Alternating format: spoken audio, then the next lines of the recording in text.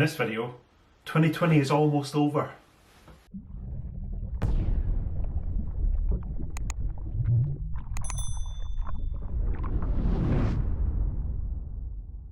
What a year it's been. I don't think anybody could quite have predicted how this year was going to turn out. If you were going to say what the world would look like in December 2020, I don't think you'd quite have picked out where we are today. The one thing I don't think anybody saw coming was someone trying to launch a YouTube channel based on their adventures with crap old cars. Let's not dwell too much on the horrible events of the year and who should have or shouldn't have driven to where for an eye test or any of that stuff. This year in review video is more about a look back at what I've achieved this year, what I haven't achieved this year, and the motoring exploits that I found myself caught up in. Good opportunity as well to update you on the status of some of the fleet that I'm still lumbered with, because I know that some of you are wondering what happened to this, what happened to that, and we'll cover that all in good time. This one will no doubt be a bit longer than usual, so you might want to grab yourself a drink and settle in. I've got myself a lovely little dram here myself, a Bunnahabhain 12-year-old single malt Scotch whisky. Lovely. Speaking of whisky, I'll actually be launching a second channel in 2021. It's called Firewater, and I'm going to be reviewing whiskies and other beverages, trying to combine my passion for YouTube video making with my other passion in life for drinking. The same no-nonsense, uncompromising, unpatronising view of the world that you get on this channel. There's a link in the description. There's no videos on there yet, but if it sounds like something you might be interested in, click the link, click subscribe, and that means I can hit the ground running when I start launching content just after the new year. The start of January will be the start of videos appearing on that channel. So if you subscribe now, it helps me hit the ground running, keeps the YouTube algorithm ticking over, and hopefully we can get that off to a flying start just like we've managed to achieve with this channel. Alright, that's enough of the shameless plug. Let's get on with the year in review. January's where it all began, of course. I paid £174 for a Ford Focus, which was, it was slightly broken, but you know, it got me home, did its thing, and if it wasn't for the dreaded steering assist failure, would have been a great little car. That now infamous steering assist failure was a difficult one to track down. Changed the sensor, changed the pump, seemed to turn a permanent fault into an intermittent one. Now not quite the outcome I was looking for there, but it was certainly an interesting journey. The car went on to pastures new with the fault fully declared, that it would come back with the error now and again, and I've actually had a look and it passed its MOT recently, so it's still on the road. Not sure if they deployed some tactical electrical tape to cover up the warning, or if it has actually become even more of an intermittent fault than it was before, and you know, it's spending longer and longer without the warning eliminated. Not sure. Maybe the person that has it has got a good MOT tester. Well, good, depending on your view of the world. It was a brilliant car all in all, apart from the silly electrical issue. Might remind you there was actually nothing wrong with the steering. It steered absolutely fine. There was nothing to be concerned about from a safety point of view. So I'm glad it lives on, and I'm sure it's doing someone a good turn. And I think for the first car of the year, that's a pretty good outcome. February then. February's car was probably the biggest hit of the year in terms of attention and views. And that was a 2002 Rover 75 with 255,000 miles on the clock. And even more remarkably, it was with the same private owner for the vast majority of those miles. He bought it as an ex-demonstrator and did, a 250,000 miles in that himself. A proper family workhorse that was just used and used and used. And as some of you were quite surprised to see, it took an awful lot of money to keep that on the road. If you haven't seen the video where I break down the service history and the thousands and thousands of pounds of history, definitely go and check that out. It caused much debate over how a car could have such an appetite for tyres, but it definitely showed it was well cared for, and I think it gave you an insight into what it actually takes to run a car for that length of time. These days, very few people do. They chop and change the car a lot. It's very rare that someone buys something and hangs on to it for that long, does that many miles in it. And I think that series of videos definitely gives you an insight into not only what to expect at the end of all that time, when it's sort of end of life, if you like, but what it took to keep it on the road and just how much maintenance and how much replacement of consumables had to go into that. Coax that piece of motoring history through an MOT, of course. I broke my own rules by buying something with a very short MOT just because I wanted so badly to save it. And as it turned out, with just a little bit of welding on one of the sills and a paint job that even Hubnut would turn his nose up at. It was repaired through the MOT and it lives on. Fingers crossed it'll have a long life under its new owner. Certainly the amount of work it's had over the years, the amount of history that's there, I reckon it's got some years left in it yet. And again, absolutely buzzing that I've saved it. I think it was the right thing to do, and it's great that it lives on. And on to March. March's car was a bit controversial. The Mark III Volkswagen Golf, certainly the car that the internet loves to hate. When one was shed of the week on piston heads, it just got pure bile and vitriol. Terrible cars, we'd never want to own one, don't understand what VW were thinking. So I just had to have one, really. I just had to feature one, because I think anything that gets people that worked up has got to be worth a look. What I did find was really rather terrible. It was probably worthy of some of the hate. 1996 1.9 TDI, which looked like it had been to the moon and back. It wasn't even that high miles, but it had clearly been used and abused, and you know, it was categorised. It had been crashed once or twice, and not exactly the showroom example, but I mean, it was 250 quid. It just about worked. What more do you want? It's going to be a restoration project, because I think you did need an endless budget to have that car sort of showroom fresh again. That wasn't the point. It was about breathing some life back into it and making it a bit more presentable and something you wouldn't be completely embarrassed to be seen in. And I think I managed to achieve that. Thorough clean and polish, a lot of polishing, fixing window regulators, cutting my hands to shreds doing so, replacing the door locks, and just making it so that it sort of kept the weather out as much as possible, and you could actually make it secure when you left it. That was really the goal there. Make it look a bit more presentable, make it a bit easier to live with, and make sure that you could actually use it as your daily driver without worrying too much about it. That one's also still on the road with its new owner, and it even passed an MOT the other day, which is some minor advisories for rust and a wear on the suspension. I think it's definitely a success keeping that on the road for just a bit longer, and I'm sure it'll go on to do sterling service until the quite crippling amounts of rust that it seemed to have eventually take over. It will inevitably be the death of that car, was the corrosion, but I think it will go on, it will do a good turn, and I've at least managed to just extend its usable life for a little bit longer, and that's all I really set out to do. So I think March, another resounding success. Didn't really make any money on that one, mind. The refurbishment costs were quite considerable.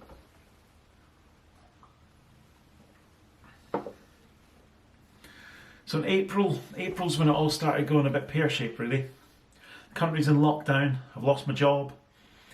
Not exactly the best place to be. What's a man to do? I reckon he should go and buy a Renault Megane convertible that is pretty knackered.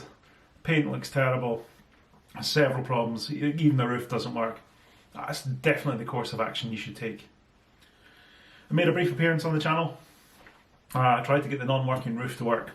I couldn't really get it working. I think it needs replacement parts.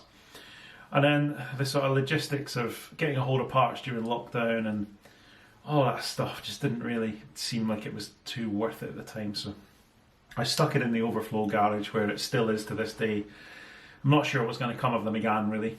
If you want to buy it for basically its scrap value and take it on yourself, give me a shout, because I think it would be much better served if someone could get a hold of it that's going to actually try and make it live again, because I'm not sure when I'm ever going to get round to it. Bit of a failure, that one, really, but it's there. I can't imagine it'll have deteriorated much more in the time it's been sitting in the garage. If you want it, give me a shout. So in May then, well, the garage that the Megane is now in used to have a Rover 216 convertible in it, which I stuck in there because it had the typical Rover K-Series head gasket failure. No surprises here. And I took that Rover and I stripped it down, ready to replace the head gasket and get it back on the road. And I managed to discover what I already knew. Using K-Seal to try and fix head gasket failures very rarely works, and you probably shouldn't do it. Shock. Fix it properly or don't bother at all. See, time constraints become a bit of an issue here, so this is probably why it's still in bits in the unit. I'm working as a delivery driver for a supermarket. That took up a lot of my time, working strange hours, and you know, not having the most free time to tinker with knackered old cars.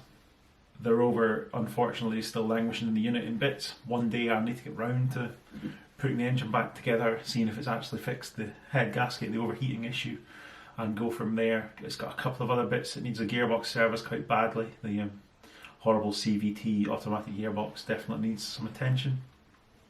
And the roof pump works, but it does leak hydraulic fluid, so that needs an overhaul as well. But there's no point in doing those two jobs until the engine works properly.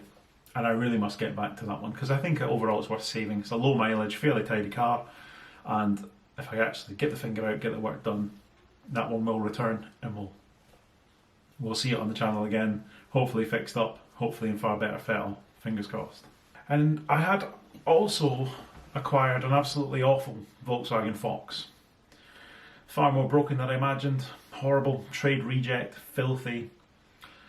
One of the dirtiest cars I've ever seen, really, and yeah, if you haven't seen the video of me cleaning it up, it's worth a watch if you take great delight in seeing people pull buckets of horrible grey-brown water out of carpets, and yeah. And of course the engine's thoroughly broken, far more so than I thought it was when I thought, oh, it probably just needs a service, it'll be alright. So yet another heap of crap on my plate. That was a bit of a mistake, that one. On to June, and I touched on this in a previous video. In June I sold my then daily driver, which was a sensible modern 2018 BMW 3 Series. Things were getting a bit out of hand financially with, you know, being out of work and stuff and working for the minimum wage and all that stuff, so shedding a big financial commitment was definitely a wise thing to do at the time, I think. Opened up the way to replace it later with something a little bit more captivating, which I'll see if you're up to date with my videos, you'll know what that is, but we'll touch on that as we get towards the end of the year.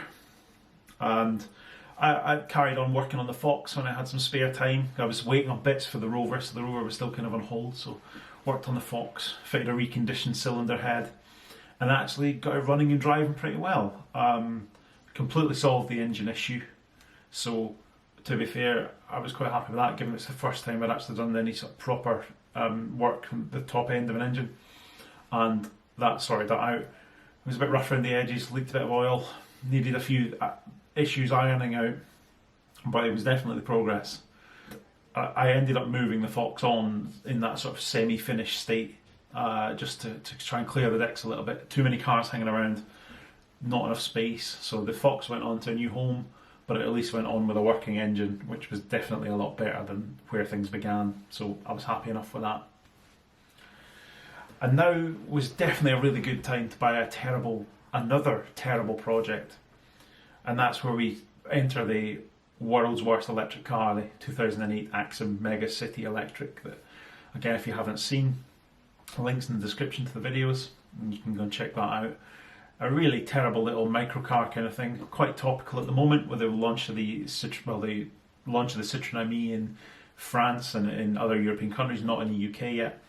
This is in the same kind of category, this sort of microcar that in France at least you can drive without a driving licence, and that kind of category of car is very popular there, not so much here.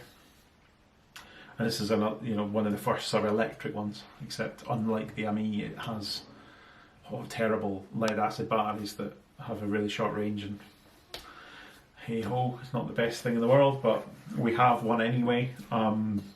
Despite the fact it had £1,200 worth of new batteries fitted, the charger electronics were broken, so it wouldn't charge. Not much use having an electric car that you can't charge, and that was sort of where we were at with it. I sent the charging electronics off to someone to have them repaired. It was very much a bottom of the pile, priority wise, being done for mates rates, so it will happen when it happens type repair. So the Aixam will need to wait for a bit, and wait it did. Now we move on to September, and we've skipped a couple of months because nothing much happened. We managed to make a return to more gainful employment though, which was great, but that resulted in me massively neglecting video production and old car stuff for a bit as I settled into the new job and got used to this new world of having to work remotely with people I've never met before and all that stuff. But that was all good.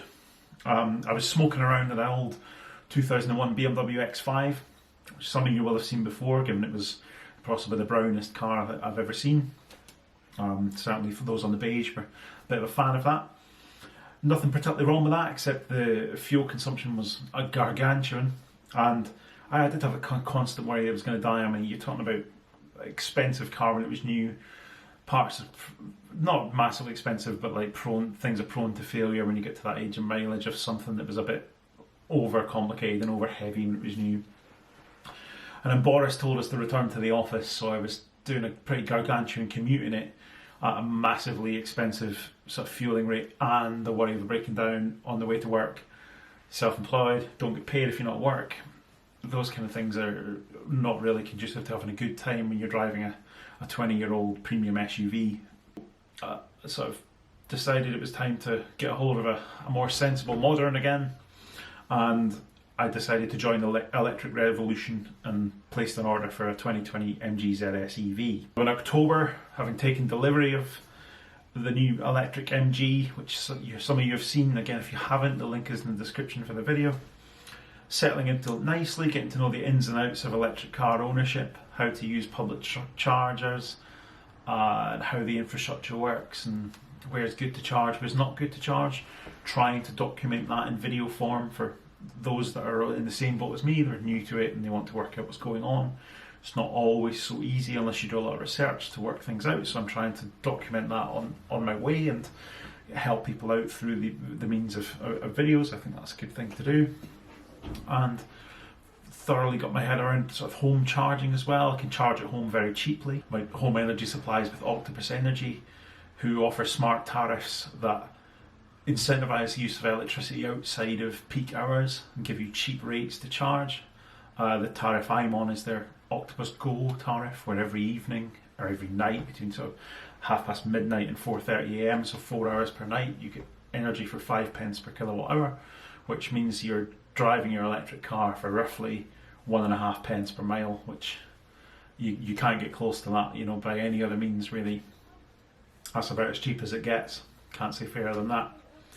There's a referral link in the description if you're interested in learning more about Octopus Energy. If you were to use that link to sign up, you'll get £50 credit on your first bill. I'll get £50 credit on my bill. Helps, you know, pay for mileage for me and gives you a bit of a head start. Everybody's a winner, so do check that out if you are interested. November was spent mostly ranting about the news around and issues around EVs and green number plates and stuff like that. But there was one big arrival that I'm sure those of you that are here for the crap old car content were thrilled to see, and that was my 1982 Fiat Panda 30 that I took delivery of. It's a rare beast, not sold in the UK, only available left-hand drive. This one's an Italian import. It's remarkably rust-free, which is amazing for an old Panda. It's a decent enough looking example, a little bit rough around the edges, but I think we can clean it up. Clearly in need of a fair bit of love. Doesn't run amazingly well, but I think it just needs a service, needs a tune-up. I've said that before about the Fox, I do realise, but I think this time it actually does just need a service, does just need a tune-up, so hopefully. Start shopping for parts to get it ready for an MOT. That's the first hurdle to get it registered, is to get it MOT'd first, so there's a lot of parts then winging away to me, and hopefully that means we'll be able to make some good progress with the Panda. And I may or may not have taken it for a test drive, I couldn't possibly say, and I may or may not be able to confirm that it's an absolute riot, and I cannot wait to get it registered and get it legal to use on the road, because it's just such a brilliant thing to drive, possibly. Here we are then, December 2020. Boris ruined Christmas. Cheers. But there's definitely some good news as we approach the end of the year. My employment situation's reasonably stable. Still plugging away at the day job. Doing my thing in the IT world, which is great. Hopefully that's going to continue. And I'm still doing the odd Saturday shift, doing the grocery delivery as well, keeping my hand in there just in case everything goes to shit again. I think it's good at the moment the way things are. Keep my options open. It's almost too much work, but you'll never really hear me complaining about that. It does detract from my ability to do stuff with crap old cars, but it's certainly, that's what's important, right? It's to stay in work, keep the wheels turning. And I have got Panda bits galore taking up room in the unit now. I've got wheels, I've got mirrors, I've got service parts, I've got carburetor rebuild kit, I've even got an original Fiat workshop manual in all of its crusty glory, which was far more expensive than it needed to be. Through the Panda, get it running sweet as a nut, and get it in for an MOT. That is definitely one of the #1 priorities for the new year. There'll definitely be some Panda content coming, and I'm hoping we're going to get the bulk of that done in January. Ready for an MOT, and then that's the first hurdle crossed to getting it registered, is to get it road legal, get it MOT'd. And I think we're almost on the way. Might need some more bits as time goes on, but I think I've got the bulk of it covered. Some of it was quite hard to find, but Italian eBay shone through, so that's all good. Massive news on the Aixam as well. The charger has returned to me. The guy that I sent it to has been through it. It was an absolute mess in there. It looked like it had been water damaged. It's been fully rebuilt. There was loads of components had to be changed, and it was a real state in there. And he's tested it, and as far as he knows, it's good to go. He didn't obviously have a car to test it in, but he tested it on some lead acid batteries of a similar configuration, and it's all working. So I should be able to get it in the car, and that should be a really big step in getting the Aixam road legal again, fully working again, and ready for use. I cannot wait for that. It's going to be great. My MG ZS EV has covered 1,500 miles now. It's been fairly dull, as I guess you'd imagine from a brand new modern car. You know, there shouldn't really be any alarms or any surprises, as you'd hope. Its budget nature shines through here and there. You get the odd reminder now and again that it was the cheapest new electric car that you can buy. I'll cover that in an update video fairly shortly, but I think on the whole I'm quite happy with it.